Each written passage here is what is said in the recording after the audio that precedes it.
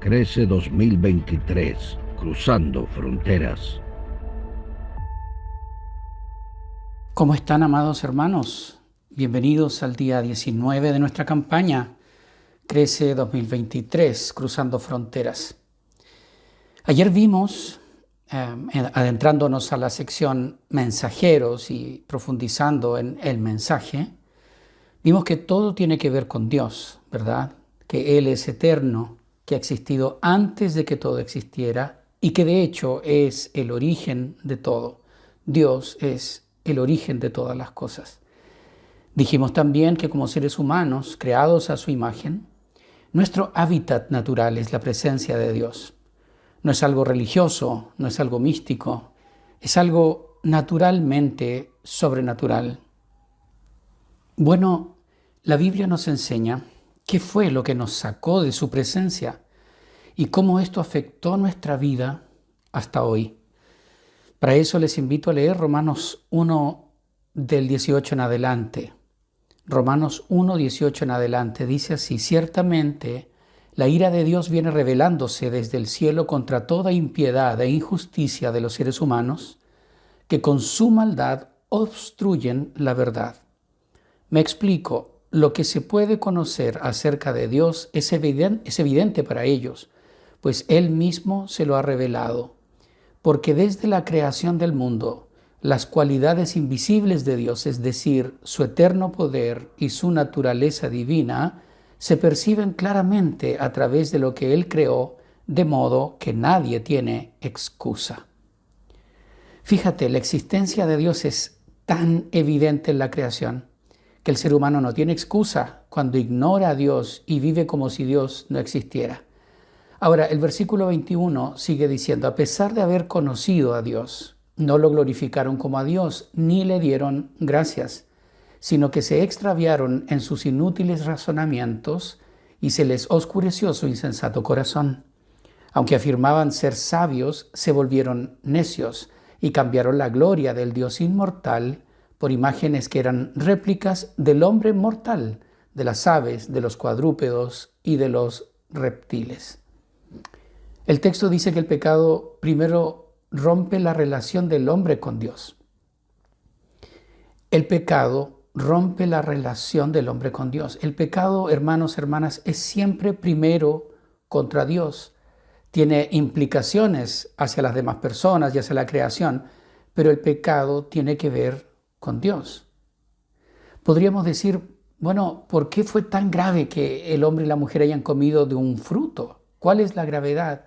La gravedad es que el hombre y la mujer desconfiaron de Dios y prefirieron confiar en el engañador, y eso rompió la relación de las criaturas con el Creador. El hombre y la mujer decidieron hacer lo que ellos quisieron en vez de hacer lo que Dios les dijo que hicieran. Así, la relación murió. El pecado rompe la relación con Dios y todo lo que viene después es desencadenado por una relación que se rompe. Sigamos leyendo en el versículo 24 en adelante. Por eso Dios los entregó a los malos deseos de sus corazones, que conducen a la impureza sexual, de modo que degradaron sus cuerpos los unos con los otros. Cambiaron la verdad de Dios por la mentira, adorando y sirviendo a los seres creados antes que al Creador, quien es bendito por siempre. Amén. Por tanto, Dios los entregó a pasiones vergonzosas. En efecto, las mujeres cambiaron las relaciones naturales por las que van contra la naturaleza. Asimismo, los hombres dejaron las relaciones naturales con la mujer y se encendieron en pasiones lujuriosas los unos con los otros. Hombres con hombres cometieron actos indecentes y en sí mismos recibieron el castigo que merecía su perversión. Versículo 28. Además, como estimaron que no valía la pena tomar en cuenta el conocimiento de Dios, Él a su vez los entregó a la depravación mental para que hicieran lo que no debían hacer. Se han llenado de toda clase de maldad, perversidad, avaricia y depravación. Están repletos de envidia, homicidios, disensiones, engaño y malicia. Son chismosos, calumniadores, enemigos de Dios, insolentes, soberbios y arrogantes. se ingenian maldades, se rebelan contra sus padres, son insensatos, desleales, insensibles, despiadados. Saben bien que, según el justo decreto de Dios, quienes practican tales cosas merecen la muerte. Sin embargo, no solo siguen practicándolas, sino que incluso aprueban a quienes las practican. Esta es la radiografía de Dios, este es el diagnóstico de Dios en su palabra, y cuando predicamos el Evangelio debemos tener presente esto.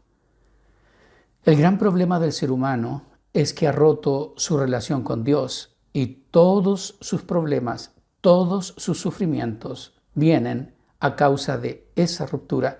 La obra de salvación tiene que ver precisamente con restaurar esa relación. Ahora, para terminar, quiero plantearte tres principios, tres lecciones que la Biblia nos enseña acerca del pecado.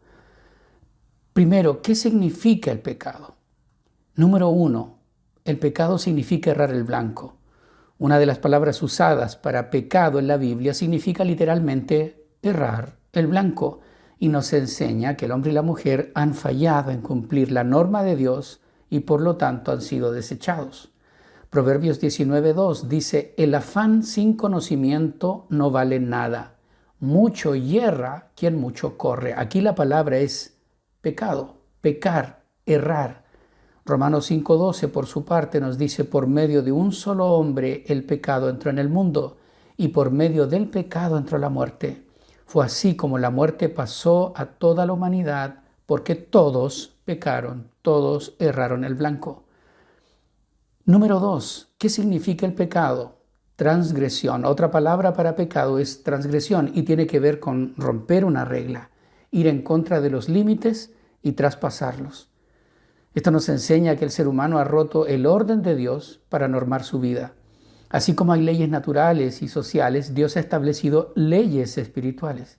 Bueno, traspasar esas leyes trae consecuencias inevitables. Hermano, hermana, la vida ha sido diseñada por Dios y su verdad. Y Satanás es el primer transgresor, el primero en ir en contra del orden divino y quebrantar sus leyes. Y por supuesto ha seducido al ser humano para que haga lo mismo, quebrantar las leyes de Dios, transgredir las leyes de Dios. Gálatas 3:19 nos dice entonces, ¿cuál era el propósito de la ley? Fue añadida por causa de las transgresiones hasta que viniera la descendencia a la cual se le hizo la promesa. Entonces, ¿qué significa el pecado? Número 1, significa errar el blanco.